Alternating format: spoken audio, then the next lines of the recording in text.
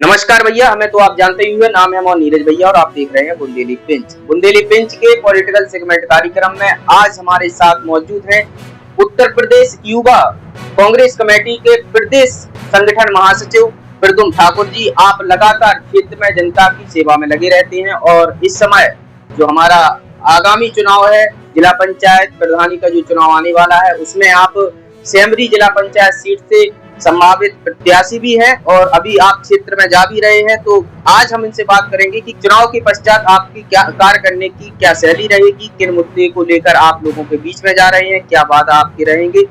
स्वागत है आपका।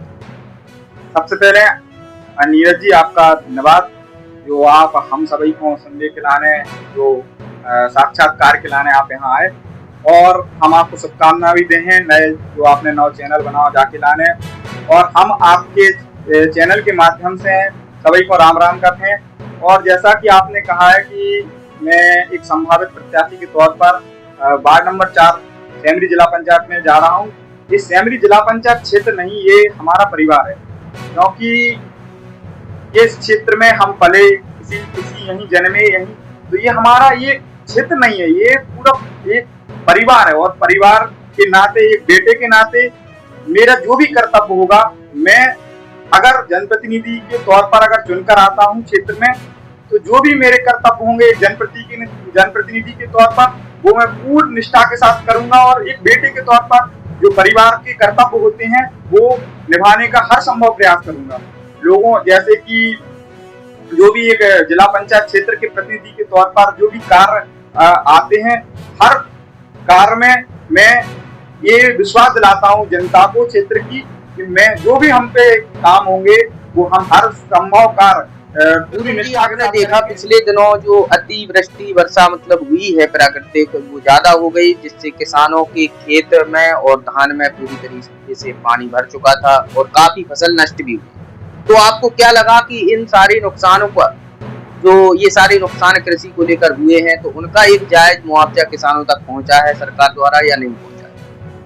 अभी जो हाल में बारिश हुई, उससे जो किसानों की फसल को जो नुकसान हुआ, कम नुकसान नहीं हुआ। हम लोग खुद क्षेत्र में गए, हमने देखा कि फसल पूरी तरीके से पिछ गई, पूरी तरीके से नष्ट हो गई थी।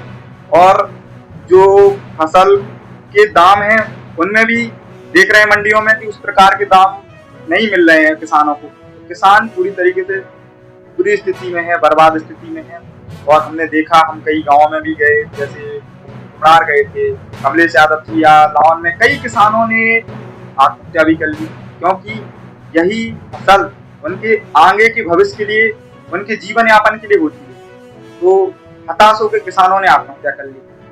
तो हम लोगों ने देखो कि अब सरकार से भी मांग करी कि जो भी संभव मदद हो सके, ज्यादा से ज्यादा मदद, लेकिन उसमें कुछ गड़बड़ियां भी दिखी। कई गाँव में बताया किसानों ने कि धान की खेती थी, धान डूबी थी, लेकिन वहाँ जो सर्वेयर थे उन्होंने कहीं तुलसी के पेड़ बताए तो यहाँ तुलसी भी थी, या मूंगफली के बताए कि मूंगफली लगी थी, या अन्य कोई कहीं कहीं तो गांजा बता दिया। आप बता सकते हैं बुंदेलखंड में गांजा। अभी मोट में भी एक मोट में हुआ था जो उसमें अफीम लिखवा दी। तो ये सारी चीजें अभी आ रही है क्षेत्र में। दूसरा, जैसे जो समाज में या जो व्यक्ति चुनाव लड़ता है, अभी तक मैंने जो देखा अपने कैरियर में कि हर व्यक्ति एक चुनावी पर्चा और एक मुद्दा का एक पर्चा बना के क्षेत्र में जाता है कि हम इन मुद्दों पर काम करेंगे। तो क्या आपका भी ऐसा कोई प्लान रहा है? नीरज जी, देखो, चुनाव हर व्यक्ति लड़ता ही, और वहाँ को एक उसका ब्लूप्रिंट होता है कि वो आगे क्या करेगा।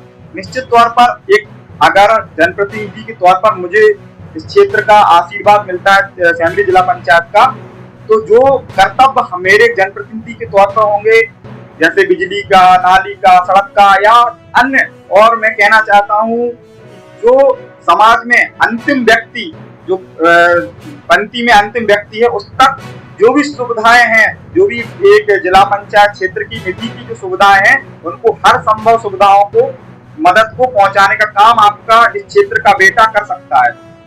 तो निश्चित तौर पर नीरज जी, मैं आपके चैनल के माध्यम से अपने क्षेत्र के परिवारजनों से भी कहना चाहते हैं कि अगर आपके बेटे को आप लोगों का आशीर्वाद मिला, तो आपका बेटा जो भी संभव मदद हो सके, और मैं कोई चुनावी वादा नहीं करूंगा, क्योंकि देखे हैं, आगे भी भविष्य में आपने भी देखे होंगे पिछले समय में कि लोग वादा करते नहीं कर पाते हैं।